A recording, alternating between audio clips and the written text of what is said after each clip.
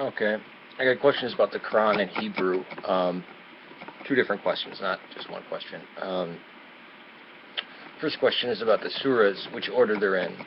This is very easy to see the order of the Surahs, which you can just type it into Google. But know that Surah 9 is last and can abrogate everything before it, and does abrogate everything before it. That in the Quran it even says, I can replace things with like hadiths or better,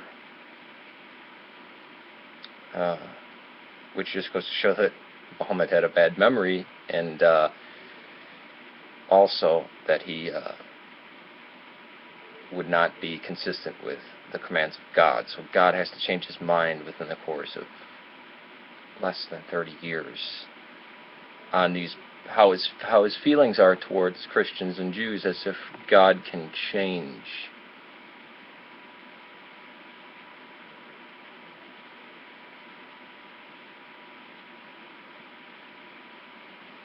It's a very big thing.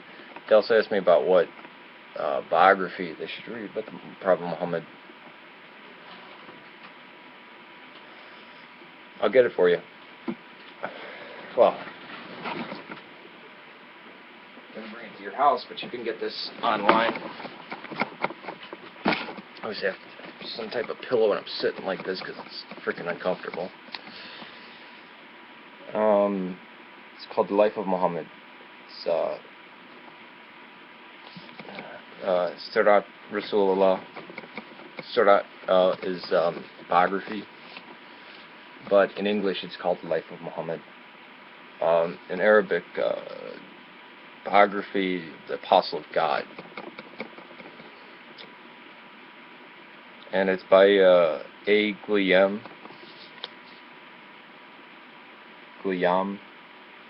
I believe is how it's pronounced. Somebody actually sent me how it's phonetically.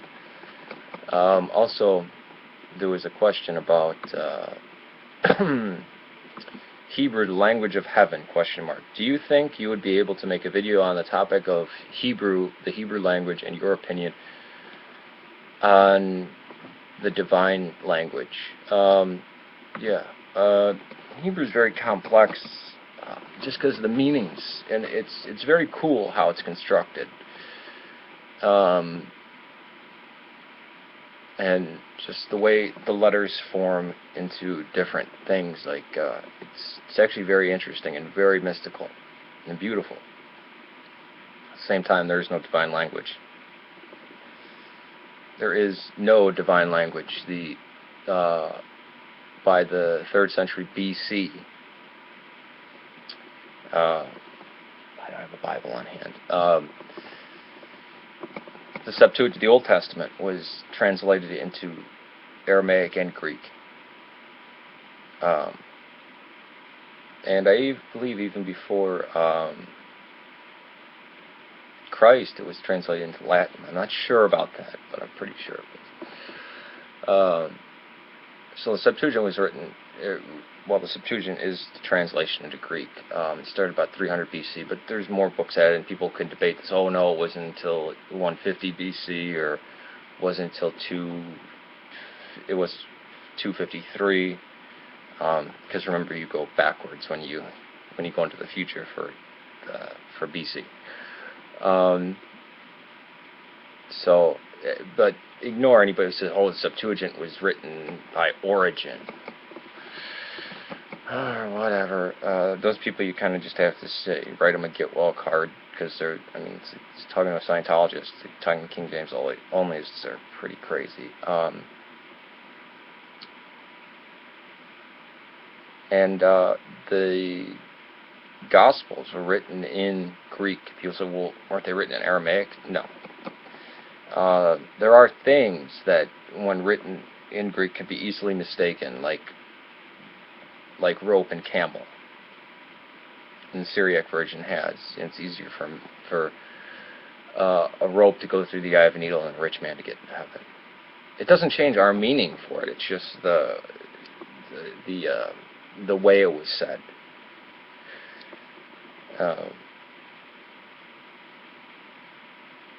So the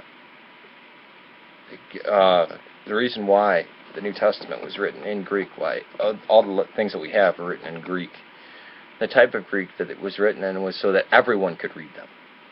It's not like the Quran where it's only written in Arabic. I mean, it was translated in Greek. It was translated into many other languages too. You know, started having translations into Latin even before Jerome.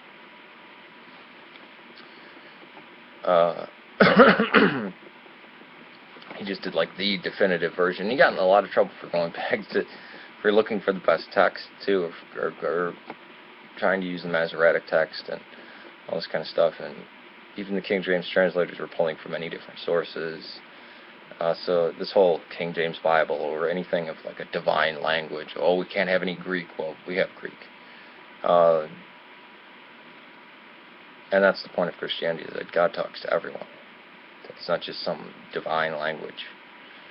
It's not like Islam at all. Someone asked me about, do they speak Syriac in our churches? No, they speak Arabic, because Arabic is the language, it's the lingua franca of the Middle East. Yeah, there are villages that do only speak Aramaic in Syria. This is true. But even those villages, their liturgies, even for the Oriental churches, they use Arabic. Now in these churches they try to teach their children Aramaic. It's a form of Aramaic called Syriac. And they still do. And there's towns where Syriac is a living language. And it's a lot more beautiful than Arabic, and I believe it should be revived. And Syriac is the closest language to Hebrew, and I've heard some people say they're the same language. Can't attest to that, but we even see parts of the Old Testament written in Syriac, in the original text, in the Jewish Tanakh, not just in Septuagint translation, but we find parts of the Old Testament written in Aramaic. I want you to show you that it's not some divine holy language. Is the form of Hebrew that they're using today, that's gotten preserved from ancient times, from the Hebrew of the say the 1st century BC. Is that the same as what Moses and Abraham spoke? They probably spoke something closer in commonality between Aramaic and Hebrew. It probably wasn't that exact language. It was probably very close, probably the same alphabet. And we know there's funny thing is, which I think kind of proves the Hebrews in Egypt, is that we find in Semitic letters these Semitic people crying out for God to save them. El, save me. Who's the people that called God El? It wasn't the Egyptians. It was the Hebrews. El, save me. And this gets echoed on the cross when he says, well, Christ is speaking. He says, Eloi, Eloi, lama sabachthani. He says, Eloi is Elohim, but spoken towards, addressing. It's to El. So, in my opinion, there is no divine language. It's silly. Just kind of broke from this on the Quran, but I think the Jews could probably make a better case that Hebrew is the divine language than Arabic, because there's no way that the Abraham or, I mean, Abraham, Arabic did not exist at the time of Abraham. It didn't exist at the time of Muhammad either, which is something very funny. Muhammad could not have spoken Arabic because it did not exist. Isn't that shocking?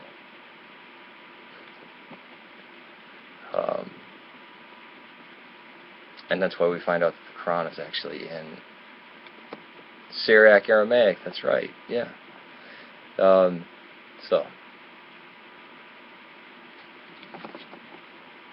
it's one for the life of Muhammad, earliest biography by Ibn Ishaq. But Ibn Ishaq, we don't have his biography. We have Ibn Hisham, which is where this comes from. No, this is both. This is this is both of Ibn because Ibn Ishaq's biography was preserved by Ibn Hisham and I forget who else, but this actually is both of them put together. Both of because Ibn Ishaq has got lost, but there were two restorations made of it by Ibn Hisham and another guy, I forget the name. And this is kind of the definitive work, which puts both of them together. You can get this. I got this on Amazon. You can too. And as for divine language, no, that just breeds that just breeds ethnocentrism, and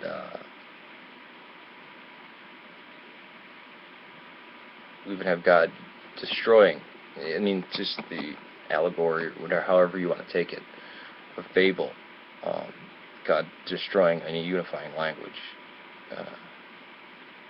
And again, I take those things with a grain of salt, but it's very funny though the expansion of language that we see, the Semitic language being the basis for the phonetic written language, is what we call it. Even they attribute it to the Phoenicians, although I think it was the Hebrews. We get phonetics from the word Phoenician, and this goes from India to the most remotest parts of Europe. That's why when we speak of East and West, we should really make the division not at the Tigris and Euphrates, but at the border of Bengali, or Bangladesh, and